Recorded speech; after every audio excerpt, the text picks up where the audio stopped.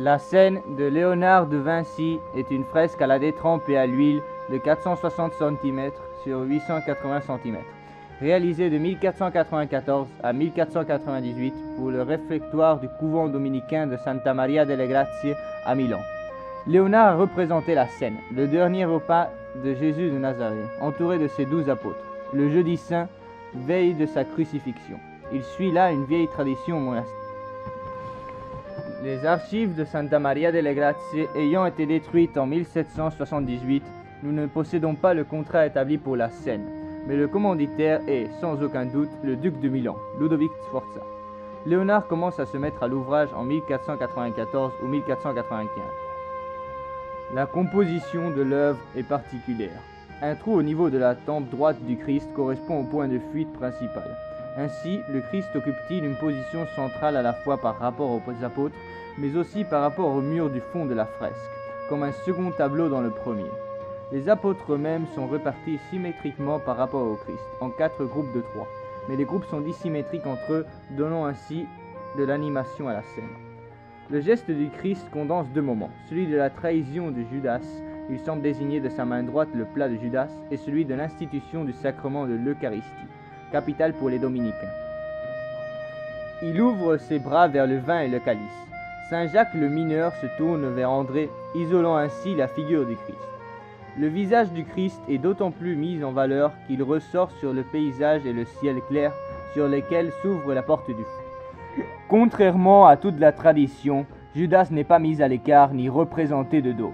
Il est assis de profil, un peu en recul, touchant la bourse contenant l'argent de sa trahison. Il reste cependant dans l'ombre. La diagonale de lumière qui vient de la gauche touche les apôtres, mais l'évite. Ce tableau a souffert plusieurs copies et parodies, comme c'est le cas de la scène de Salvador Dali. Toda la rima. La scène où le sacrement de la dernière scène fut peint par Salvador Dali en 1955 et est exposée à la Galerie nationale de l'art à Washington. Les dimensions du tableau sont de 167 cm de longueur sur 268 de largeur. La technique utilisée est l'huile sur toile. L'œuvre est de style surréaliste et correspond à l'époque atomique des années 50 de Dali. C'est une représentation moderne de la célèbre œuvre de Léonard de Vinci, La dernière scène, dont il récupère l'iconographie. Cette scène reflète un paysage typique de la côte méditerranéenne de la comarque d'Empordà, en Catalogne, puisqu'on observe la mer et les rochers, ainsi que les cordillères côtières que Dali pourrait observer à Cadaqués, dans la province de la Gironde. Le maître décrira son œuvre par cette formule définitive: cosmogénie arithmétique et philosophique fondée sur la sublimité paranoïaque du nombre 12. Le tableau a en effet une forte relation avec le nombre 12.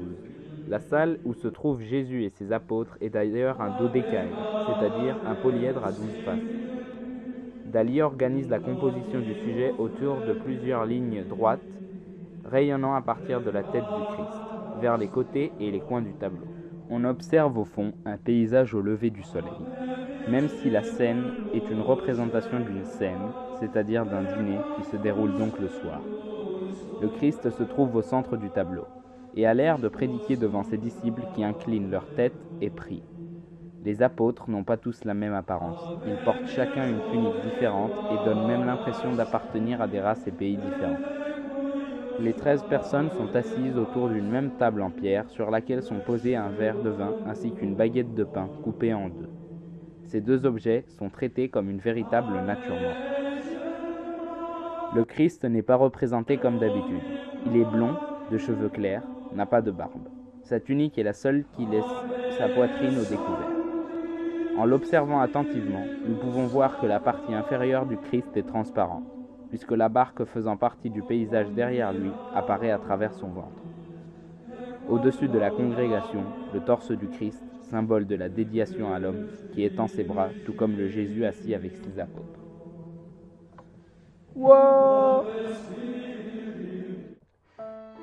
Maintenant, passons à la comparaison entre les 2 tableaux.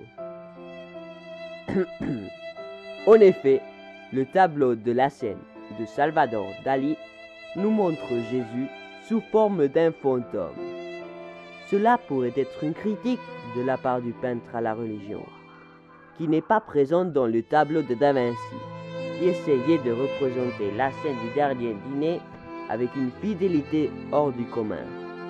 De plus, il ajoute les personnages vus de dos qui symbolisent l'autre point de vue de la religion de la société. Maintenant, le monde n'est pas si chrétien qu'il l'était au XVIe siècle, où elle dominait le panorama occidental. Le décor est aussi différent. Dans le tableau de Da Vinci, la scène a lieu dans une pièce fermée. Les murs sont de marbre et il y a une ouverture à l'extérieur juste derrière Jésus afin de lui donner de l'importance. Dans celui de Salvador Dali, c'est la table qui est en marbre et Jésus est illuminé par une lumière blanche qui est une des protagonistes sur le tableau. En effet, c'est Dieu qui les illumine.